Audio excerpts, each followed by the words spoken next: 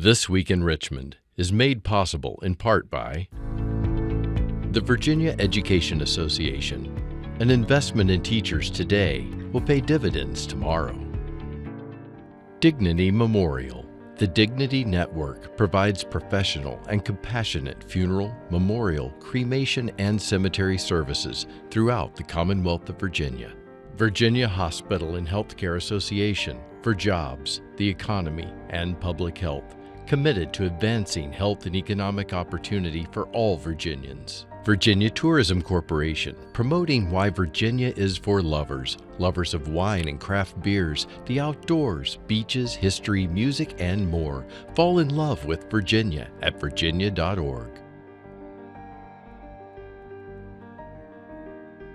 Additional support provided by these sponsors.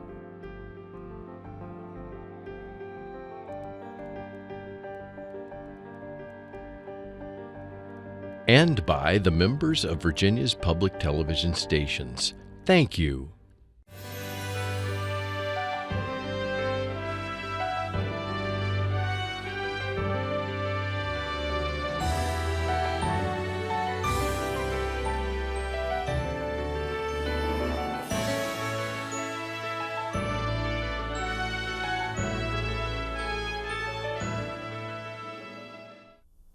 Welcome to This Week in Richmond, and a very special welcome back to Delegate Bobby Orrock. Good to be here, Dave. Representing part of Carolina and Spotsylvania. First elected, started serving in 1990, and now ranking third in seniority. Would you believe it? I would not have back then. In the House of Delegates. And chairing the Health, Welfare, and Institutions Committee. But your legislation, quite a bit of it's health related, and then it's agriculture related, as people would know that you're a semi-retired educator, but agriculture has been part of your life from birth, growing up, and then from Virginia Tech, and then throughout your career. What about your legislation for this session that you tell us some about, and that's some bills that you've carried? Well, first, David, I'll start talking about one that didn't make it very far. Certificate of Public Need. Yes. As chairman of Health Committee, that's an issue we've dealt with for many years, and it's kind of a long four-word title. What does it mean? Long and the short. 45 years ago, a program was started by the bureaucrats here in Richmond to try and ensure that healthcare services were going to be established throughout the Commonwealth, so that people would have the healthcare service in their community, making it accessible and affordable. So basically, it was a program whereby the state issues franchises to hospital, freestanding centers, imaging centers, to set up business and have a sufficient patient volume to make the business viable. Not a bad premise. The problem that has resulted, note I said 45 years ago. Yes. The program has not changed in 45 years, and now it is basically being run by the franchisees, so those folks who have the licenses, they don't want to share. And so the result of that is we're not getting services expanding in many areas. Competition does not come into the marketplace, so that tends to not reduce cost by any measure, because competition, we know, does bring lower cost. We've been wrestling with this for a number of years. Over 10 years now that I've chaired the HWI, we've been trying to find a means whereby, how do we loosen this up? How do we build in some reforms? Healthcare has changed dramatically. We need to change the system. Had a study this past year, put forward legislation that had pieces of it that every one of the stakeholders had asked for, and the premise in my mind was, okay, let's put it all out there.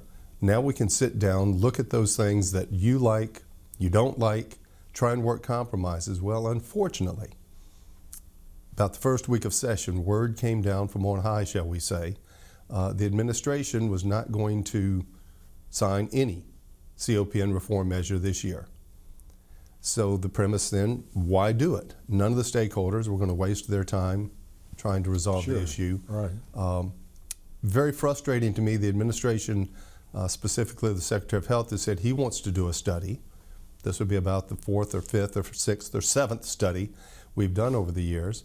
And somehow he's going to get a different answer, but how do you get the stakeholders together to study something when there's no legislative study requirement, there's no legislation pending?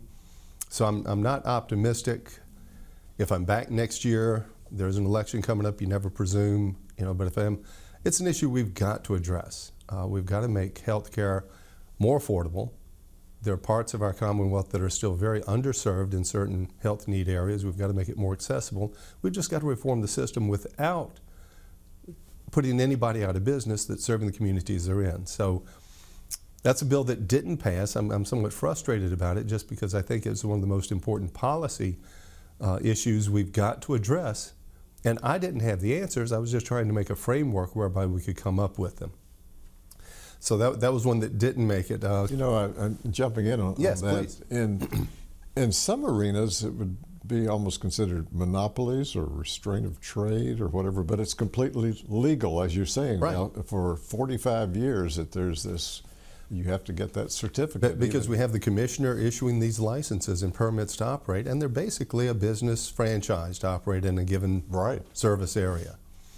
We don't do that anywhere else in the economy that I'm aware of, and so it doesn't make sense to me that we've built such protected zones that can't be modified over time. So what about some of the ones then that did move? That did make it a little forward ways. This year. One bill that I've got in, we've seen of late, in particular with Virginia going into allowing for cannabinoid oils and other marijuana derivatives, because we have found they've got certain medicinal values for certain patients, and we've got a process whereby they can get that. We've noticed, at least in my area, these little pop-up yard signs that say medical marijuana doctor.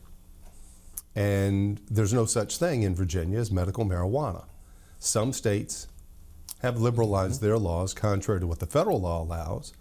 And so I put in legislation so that the Board of Medicine can address, basically it's a false advertising claim, and they can handle it internally. That bill is up in the Senate today, as a matter of fact, hopefully for final passage. But just to try and, be honest with people. There's no such thing as medical marijuana, so ergo there's no such thing as a medical marijuana doctor. So people can't falsely advertise to the public. We've also got one in about transparency as well, where we've seen some companies coming in as it relates to assisted living communities and nursing homes and putting out advertisements that are showing all of their deficiencies over a 5 or 10 year period, which are public information, but they're only telling half the story. Not that this was corrected, before the evaluator left the scene, corrected within a week. And this is just legislation that puts in place, if you're going to list the deficiencies, you also have to list if they were resolved. You have to give time parameters on how far back in time you've looked, things of that nature. Just to try and make them be honest so the public gets the full information as they're making decisions for their loved ones as to facilities they're going in. Now, agriculture, as we said before, has been a key part, and there are always some animal bills that need to be introduced. I think you had a couple of them this session that have moved along. Yeah, I was told when I first got here, I think I carried an animal or dog bill back then. Don't ever touch dog bills. But over the years, I seem to be the guy that people come to. Yes. The dangerous dog statute was legislation I carried, the puppy mill legislation, various bills over the years to ensure proper care of our companion animals. We've had bills over the past several years specifically related to tethering and putting in greater protections for animals that are on a tether. To me, that has never made sense. I don't care whether you keep them in a lot or keep them on a tether. The animal's going to be exposed to the same weather conditions. Sure. Yes. And so I've always tried to approach it in that vein of how do we empower animal control to have more tools to protect animals from owners that some are more irresponsible, some are just mean, let's be honest. And how do we then give the animal control the tools they need to protect the animals? I had two bills specifically on that area this year. One in as it relates to adequate shelter to make sure if the doghouse doesn't provide them adequate protections from the weather, animal control can intervene without having to seize the animal and tell the owner, your doghouse isn't keeping them out of the weather. We've got to fix that. Hopefully that bill will still get through. We've worked on some language with a Senate counterpart, and I think we've got the issue resolved. It will have to go into conference, but I think it'll be coming out shortly. Another one I had that related to adequate space did specifically, current law does speak to tethering standards. And so what this bill did was put in place, if you have your animal on a tether, typically that's a chain because most any other kind of dog is going to chew through. Yes. Then it has to be at least a minimum length of 10 feet or 3 times the length of the dog, whichever is greater.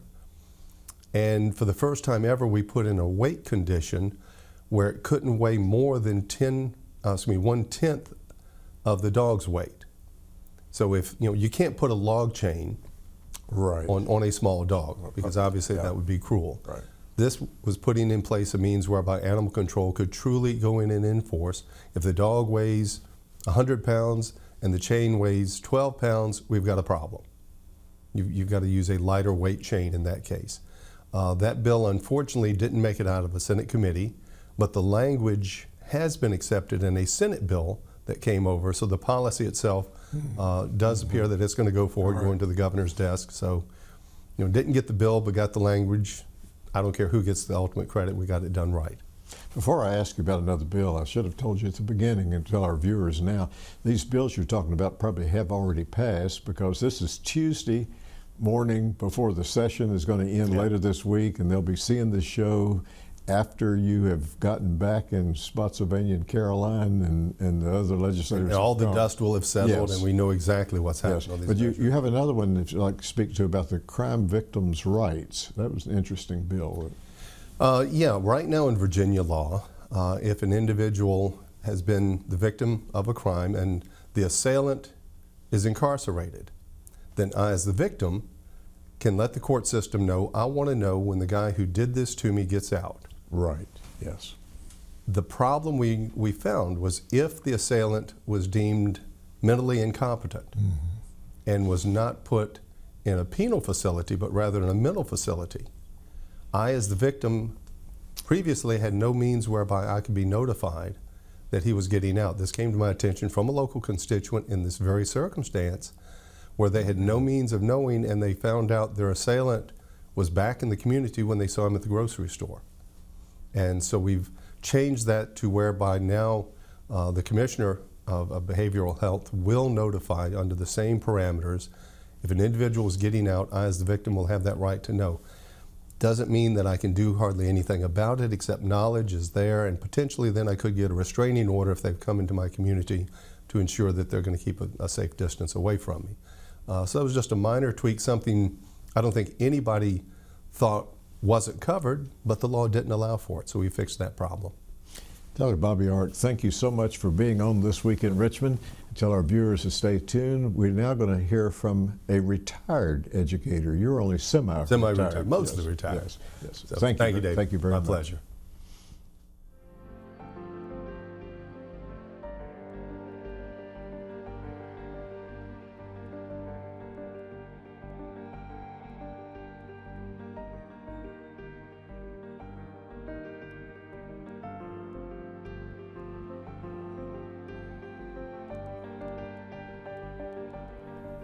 It's a delight and a privilege to have Delegate Ken Plum on This Week in Richmond, a person who's been doing his own TV show for more than twice the time that I've been doing This Week in Richmond, representing part of Fairfax County, #1 in seniority in the House, first elected back in the 70s, late 70s, and then since 82, continuously elected, the ranking member on committees.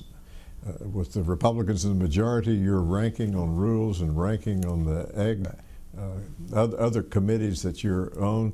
And appreciate your telling us about some of the legislation that you worked on. It may be some that you got all the way through, like naloxone change. It may be bills that, due to the composition of subcommittees, just failed to get out of subcommittee, but important bills like hearing aids for minors or other bills. So tell us about the ones you'd like to. Sure. Well, David, the news goes on. You know, we've been meeting here since 1619, and so every year we undertake some changes in Virginia government to try to improve the life of our citizens. And I must tell you that once again this session leaves me a bit disappointed. Not so much in terms of bills that I've introduced and lost, but rather an opportunity that we had with the federal tax changes that would have net for Virginia a sizable amount of money that could have gone, I think, for improvements in our schools, improvements in our counselor ratios and so on. But unfortunately, we took the route of the federal government and decided that we would give the money back to taxpayers. Now, I'm not opposed to giving money to taxpayers. In fact, I'd love to do that every chance I get. Sure. But the fact being here is that we are greatly underfunding our public education system, and we had an opportunity with the monies that were made up, that became available to us through the federal tax changes, to make improvements there. We could both return some money to taxpayers to solve the equity problem that we have in Virginia, where the rich seem to get richer and the poor get poorer. We could have worked on equity, but at the same time we could have made some fundamental changes in how we fund our programs. So we didn't do that this time. I'm hopeful in the future that we'll continue to have as a goal not only to do the best job we can for the taxpayer, but we also do the best job for our citizens. And that means making sure that all the children of Virginia have a chance at a good quality education. Not where your zip code is, not where you happen to live, Right. but wherever you live, you have an opportunity. We're privileged in Northern Virginia in Fairfax County because we are a rich county. But we have to also recognize that poorer counties, also those children need help. And we can combine those needs, both of the urban and suburban areas, with those in the rural parts of the state and do a better job. I'm sorry we didn't do that. I'm also sorry because, talk about how long I've been here, you know, I have never had an opportunity to vote for the Equal Rights Amendment ratification because it's one of those bills that gets tangled up in the committee, never gets to the floor. I don't serve on those committees, so I never had a chance to cast a vote.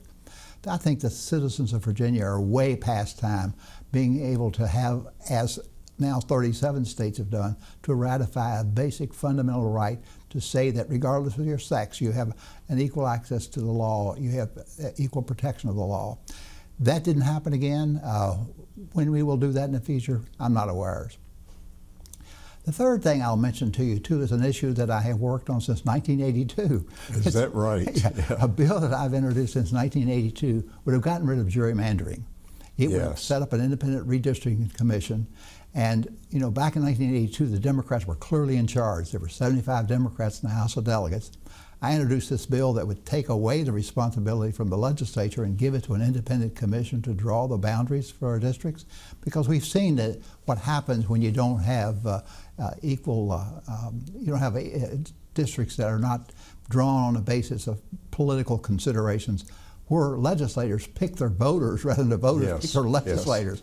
So that we'll see how that works out. The governor is still committed to doing that, and we'll see how that ultimately comes out of this session.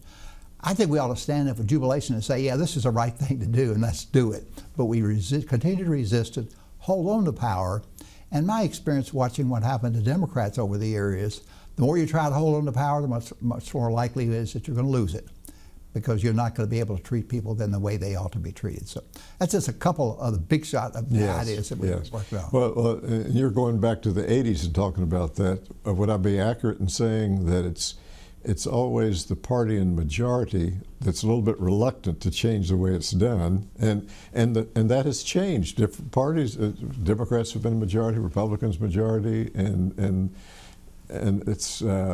Well, I show up to the committee, for example, to tell people on the committee why it is that we ought to adopt this independent system of drawing lines.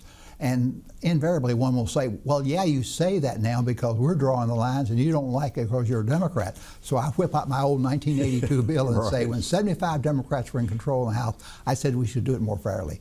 And we should adopt an idea like One Virginia 2021 has given a lot of attention to, and in fact have an independent system. It'll lead to more competitive races, and we have more competitive races, we'll have people operating more with an open mind towards other issues that we face. You know, it's something that every poll that one sees, the vast majority of citizens in the Commonwealth want that. Oh, absolutely, absolutely. And as you say, but the party in power doesn't want to give up power, and the party out of power is reluctant to take away power because they'll want to be in power next time. That's right. So nobody seems to want to get off the dime. So we need some statespeople, like people back in the beginnings of our country who stood up and said we should do these things, and by golly, we should do this. Well, you're talking about something that has not changed over all those years. I wonder if you would reflect for a moment, what things have you seen that have changed, maybe for the good or maybe not so much for the good? Well, we've modernized in the legislature. We now have everything in a digital format. And I came here, we had an electrical switch that you flip it to the left and it's green to go, or to the right is not. And we had a voting tally board that was made up of light bulbs of red and green to let people know how you had voted. But that's now all digital, and we have a digital way in which we handle our legislation. We work off of iPads, so we've done a lot by way of modernizing the system, and that's been good. The way in which we made a step back, I think, is in terms of the way we use committees. Committees now are rigged, and I'm going to use that term, rigged, with an outcome. I introduced bills, for example, to try to reduce gun violence. I introduced the bill on universal background checks. It never gets a hearing before the full committee because a subcommittee that's stacked with advocates for gun rights vote 4-2 every year to not pass any bills related to gun safety, and I think that's unfortunate. And as you reflect back on those early years, there was very few subcommittees that really operated, except perhaps dealing with the budget and other matters.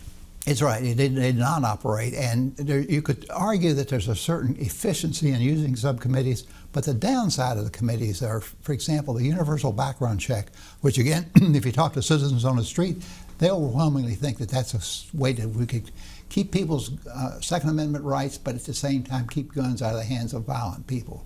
That citizens like that. When you use a subcommittee then, and the vote is always 4-2 because that's the way it's stacked, it means that 4 people of 100 people have decided the fate of legislation that's important to me and important to my constituents. And I don't think that's right. We're having a conversation just 3 or 4 days before the session ends. By the time it ends, you're back in Fairfax doing your TV show. Sure. And what sort of issues do you think you'll be talking about with the people in Fairfax County when you're back there, as you're talking to them about this session? Well, it's a big-time election year in Fairfax, as it is in every jurisdiction. And we have a very healthy movement in Fairfax where we're going to see more people challenging incumbents, more people running for the supervisory races and so on. So the elections will be on the mind of Fairfax Countyans. We also have within those races a kind of a generational split, a continuation of the old and a look at, for example, on the environmental side, how we need to move forward in protecting our environment. We're more than 1 million people now, and we need to be doubly concerned about our environment and how we clean up our air and water and so on. And I think that will be on the minds of people, and I think that'll produce more than enough people to keep a TV show going for a year.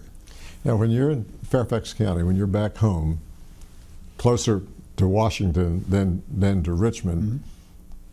Do you think there will be less focus on issues that have arisen with statewide officials in Richmond, and more, maybe even more, on what's happening across the Potomac? Well, you would hope that some of that would go away. It doesn't seem like it's going to. Every day you think, how much lower can we dip? But I have a responsibility, I think, as a state legislator to keep people's focus also on state issues. Right. We are a deal and rule state. What we can do and not do in Fairfax is largely determined right here in Richmond. So I need to do a good job as a legislator, educator, to say to people, we do or don't do some of these things because of the way we're structuring government. And maybe we need to work towards restructuring some of that. We have over the year made progress in getting Fairfax a more general grant of power as opposed to having to come to Richmond every time we want to turn around. But I think I have a responsibility of saying, yeah, that stuff in that stuff in Washington, hold your nose. That's big, important stuff. But in Richmond, too, we do things every session that affects your life. And I would think in Fairfax and in many parts of the Commonwealth, in the competitive races, as you're talking about, it may be people within the same party competing to be the candidate, mm-hmm. Since so many of the districts are either Democratic or Republican. And do you think there'll be more intra-party competition, perhaps in both parties? Yeah, no question about it. That inter-party competition is also good. I make a decision every 2 years, should I serve longer? Right. I've been blessed with good health. I'm still enthusiastic, and I work very hard. I work at this a little bit every day. And so I continue to make a decision to go forward. At some time, the voter then makes a decision as to when you've had enough. people talk about term limits. Every 2 years I've got a term limit. Right. I offer myself a re-election and they go forward. Delegate Ken Plum, we very much appreciate your being on This Week in Richmond. We look forward to finding your program online if we can't find it here in Richmond. But thank you very much for being on This Week in Richmond. Thank you. Thank you.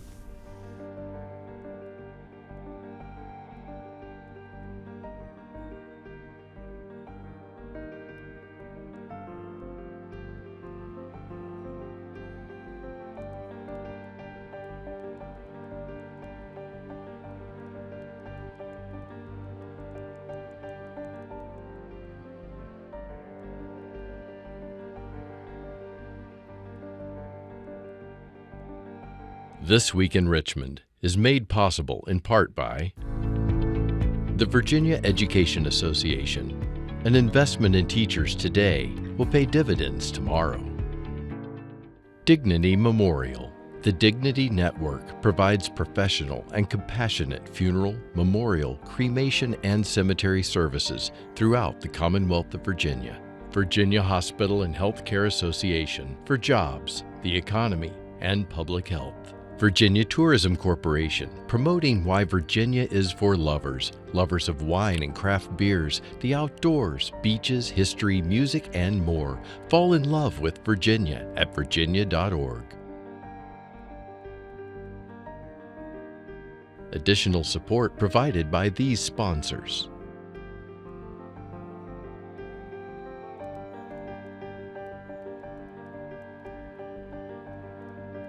And by the members of Virginia's public television stations.